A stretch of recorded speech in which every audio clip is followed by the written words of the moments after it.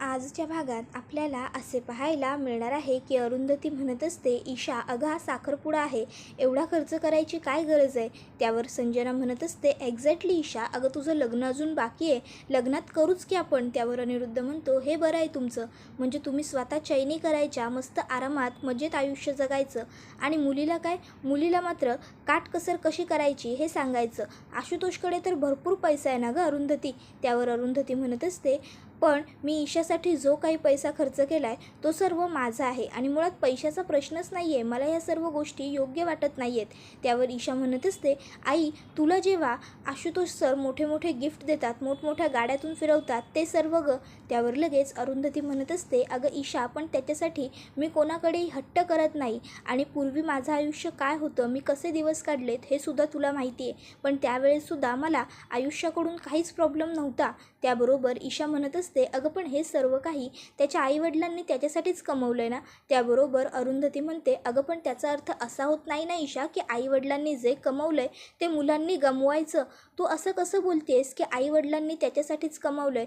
मुलांचा पैसा हा कधीच आईवडिलांचा होत नाही, पण आईवडिलांचा पैसा हा मुलांचाच. असं का, आणि त्यात म्हणजे तू हे मिरवण्यासाठी वापरतेस, हे मला अजिबात आवडत नाही आहे. त्यावर आप्पा म्हणतात की आईवडिलांनी मुलांना एक ठराविक आयुष्यापर्यंत मदत करावी, त्याच्या पुढे मुलांना मुलांचं बघू द्यायला पाहिजे.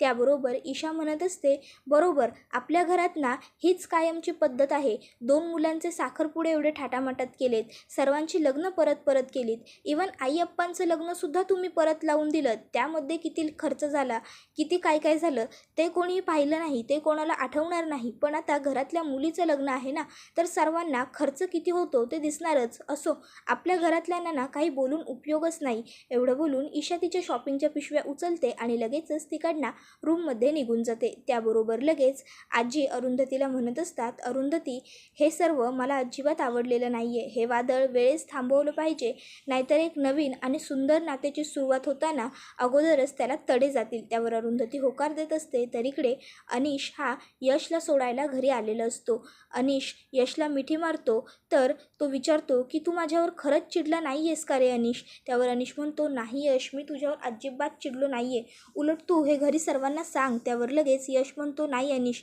घरात आता सर्वजण खूप खुश आहेत, मला आता कोणालाही उगाच टेन्शन द्यायचं नाही आहे, त्यामुळे आपण घरी काही सांगूया नको, आणि तू काळजी करू नकोस, मी आत्ता अगदी व्यवस्थित आहे.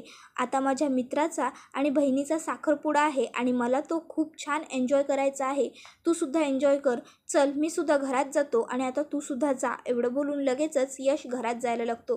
त्याबरोबर इकडे प्रतिमा आणि अरुंधती दोघीच घरात असतात. प्रतिमा म्हणत असते, अनिशचे वडील फक्त आता तिथे आहेत, पण त्यांचं मन मात्र सर्व इथे आहे. कोणी काय घेतलं, कशी शॉपिंग केली, कुठल्या दुकानात शॉपिंग केली, किती शॉपिंग केली, खूप खूप त्यांना आवड आहे, खूप प्रश्न पडलेत त्यांना. पण आपली उत्सव मूर्ती कुठे आहे. त्यावर अरुंधती काही बोलणार इतक्यात लगेच पुन्हा प्रतिमाच सांगायला लागते, अगं अनिश खूप हुशार मुलगा आहे, आणि त्याने बिझनेस करायचा वडिलांचा, तर वेगळीच फील्ड काहीतरी निवडली, आणि त्यात तो मुंबईला आला, आणि मुंबईला येऊन तर तो आणखीन समंजसपणे वागायला लागला. त्यात नंतर तो म्हणाला की मला आता लग्न करायचं आहे. कालपर्यंत जो मुलगा आम्हाला सांगत होता मला हे करायचं आहे, मला ते करायचं आहे, तो आज अचानक सांगतोय की मला लग्न करायचं आहे. हे ऐकून आम्हाला खरंच खूप मोठा शॉक बसला, पण काय करायचं आहे, आपली एवढी प्रॉपर्टी आहे, ती शेवटी मुलांचीच आहे, मग त्यांना जे करायचं आहे ते करू देत. त्यावर अरुंधती म्हणते, प्रतिमा, तुला राग येणार नसेल तर मी एक गोष्ट बोलू का. त्यावर प्रतिमा म्हणते, अगं राग येणार नसेल तर काय, बोल ना अरुंधती. त्यावर लगेच अरुंधती म्हणत असते, म्हणजे आज दिवसभरात तू दुसऱ्यांदा म्हणालीस की सर्व काही मुलांचंच तर आहे ना, पण हे बघ, तू ईशासमोर ही गोष्ट बोलू नकोस. जर का तू तिच्यासमोर ही गोष्ट बोललीस ना, तर ती काहीच करणार नाही. म्हणजे अनिश हा आमच्या मुलासारखा आहे, तो आमच्याजवळ राहिला आहे, आम्हाला त्याच्याबद्दल थोड्याफार गोष्टी माहिती आहेत, पण ईशाबद्दल तुम्हाला अजून काहीच माहिती नाही आहे. जर का तू ईशाला असं म्हणालीस ना, तर मग तिला बसून राहण्याची सवय होऊन जाईल, ती काही काम करणार नाही, तिच्यामध्ये खूप काही करून दाखवण्याची क्षमता आहे, पण जर का तिला सवय झाली ना, तर मात्र तिची सवय नंतर जाणार नाही. त्यामुळे मी तुला हे सांगत आहे, मलासुद्धा माझ्याच मुलीबद्दल असं बोलायला नाही आवडत आहे गं, पण तरीसुद्धा मी तुला सांगते, जसा अनिश आमचा मुलगा आहे तशीच ईशासुद्धा तुमची मुलगी आहे. तुला कधीही ईशाचं काही पटलं नाही तर तू तिला हक्काने सांग, तिला ओरड, मला काही वाटणार नाही, पण फक्त तिला चुकीच्या गोष्टी करू देऊ नकोस. तिला वेळेस सांग, तिला आवर, आणि तिला लगेचच बोल की मला हे सर्व आवडणार नाही किंवा मला हे सर्व जमणार नाही. तुला वाटत असेल की मी तुला हे सर्व काय सांगते, पण खरंच हे सर्व खूप महत्त्वाचं आहे गं. त्याबरोबर लगेच प्रतिमा अरुंधतीला म्हणत असते, हे बघ अरुंधती, तू काहीच काळजी करू नकोस. आणि राहता राहिला प्रश्न तिने आज महाग वस्तू घेतण्याचा. तर हे बघ, ही लग्नाची नशा आहे. थोडे दिवस राहते, नंतर हळूहळू आपोआप उतरून जाईल. तू काळजी करू नकोस. आणि अनिश हा खूपच सरळ बुद्धीचा मुलगा आहे, त्यामुळे तो स्वतःसुद्धा सरळ मार्गावरती राहील आणि ईशालासुद्धा सरळ मार्गावरती ठेवेल. तू ईशाची आत्ता अजिबात काहीच काळजी करू नकोस. इतक्यात आशू घरी आलेला असतो.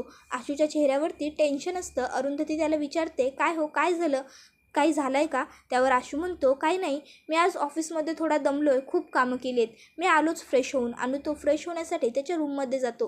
त्यानंतर अरुंधतीसुद्धा रूममध्ये येते आणि ती आशूबरोबर खूप बोलत असते, ती बडबड करत असते. पण आशूचं मात्र कशातच लक्ष नसतं. अरुंधती म्हणते, आशुतोष काय झालं, तुमचं कशातच लक्ष नाही आहे. त्यावर आशू म्हणत असतो, नाही आहे माझं लक्ष, तू बोल ना. त्यावर अरुंधती म्हणते, नाही आहे आशुतोष तुमचं लक्ष, काय झालं आहे सांगा ना मला, ऑफिसमध्ये काही घडलं आहे का? त्यावर आशू म्हणतो, नाही अरुंधती, तसं काही नाही आहे. त्याबरोबर अरुंधतीला तो विचारतो, तू काय बोलतेस, बोल ना. त्यावर अरुंधती म्हणते, हा बघा, मी तुमच्यासाठी कुर्ता आणला आहे, छान आहे ना. त्यावर आशू म्हणतो, हो खूप छान आहे, पण माझ्यासाठी हा कुर्ता कशाला आणायचा, म्हणजे काय उपयोग ना या कुर्त्याचा, दिवस तर मुलांचा आहे, सर्वजणं मुलांना बघतील, माझ्यासाठी हा कुर्ता आणून तुझा काय उपयोग झाला अरुंधती. त्याबरोबर अरुंधती म्हणते, असं का, ठीक आहे मग, काहीच हरकत नाही, मी सुद्धा एक काम करते, मी सुद्धा ना घरातलीच एखादी जुनी साडी नेसते, माझ्याकडे तरी कोण बघणार आहे ना त्या दिवसाला. असं म्हणून लगेचच अरुंधती तिची नवीन साडी हातात घेते आणि म्हणते, मी ही साडी नाही नेसणार, जाऊ देत. त्याबरोबर लगेच आशू अरुंधतीला थांबवतो आणि म्हणत असतो, अगं असं काय करतेस अरुंधती, मी तर फक्त तुलाच बघणार आहे ना, तू हीच साडी नेस. त्याबरोबर लगेच अरुंधतीसुद्धा आशूला म्हणत असते, मग माझंसुद्धा लक्ष तुमच्याकडेच असणार आहे ना, मी सुद्धा तुम्हालाच बघणार, असं म्हणत असते. त्याबरोबर आशू म्हणतो, बरं बाबा, सॉरी. थोडं 2-3 मिनटं इकडे तिकडे लक्ष गेलं की लगेच बायकोला समजतं. बरं बोल, काय तुला बोलायचं होतं माझ्याबरोबर. मग अरुंधती त्याला सांगायला लागते की आज ईशा जे वागली ना ते मला अजिबात नाही आवडलं. म्हणजे बहुधा तिनं ठरवूनच आली होती की महागड्या महागड्या वस्तू का घ्यायच्या. अहो तिने ना सर्व महागड्या वस्तू का घेतल्या. एका क्षणासाठी तर मला असं वाटलंच नाही की ही माझीच मुलगी आहे म्हणून. ईशाने असं का केलं मला कळत नाही आहे. त्यावर आशू म्हणतो, अगं काही नाही अरुंधती, आता तिचं लग्न ठरलं आहे, त्यामुळे लग्नामुळे ती असं वागत असेल, ठीक आहे. त्यावर अरुंधती म्हणते, तुम्ही तिच्याशी बोलाल का, तिला समजवाल. त्यावर आशू म्हणतो, हो नक्की मी तिच्याशी बोलेन, पण आत्ता नाही अरुंधती, कारण आत्ता काय आहे ना, आत्ता हे दिवस हे तिचे एन्जॉय करण्याचे आहेत, तिचे आणि अनिशचे सुद्धा. आता जर का मी तिला काही समजवायला गेलो किंवा तिच्याशी काही बोलायला गेलो तर तिला ही गोष्ट नाही आवडणार. आणि ही गोष्ट तुलासुद्धा माहिती आहे की योग्य गोष्ट चुकीच्या वेळेस सांगितली तर तिचासुद्धा काही उपयोग होत नाही, हो ना. त्यावर अरुंधती म्हणते, हो बरोबर आहे तुमचं. बरं, मला अनिशच्या आजीसाठी जी साडी आणली आहे ती प्रतिमाला द्यायची आहे. मी एक काम करते, प्रतिमाला ती साडी देऊन येते आणि त्यानंतर मला यशलासुद्धा फोन करायचं आहे, त्यालासुद्धा जरा काही कामं सांगायची आहेत. आता पुन्हा एकदा अरुंधतीने यशचं नाव घेतल्याबरोबर आशुतोषला पुन्हा एकदा यशचीच आठवण यायला लागते आणि तो त्याचा विचार करायला लागतो. अरुंधती म्हणते, मी येईपर्यंत तुम्ही जरा जमेल तशी यादी करा, मी आलेच. आणि ती तिकडनं निघून जाते. तर इकडे ईशा आणि अनिश दोघंजणं फोनवरती बोलत असतात.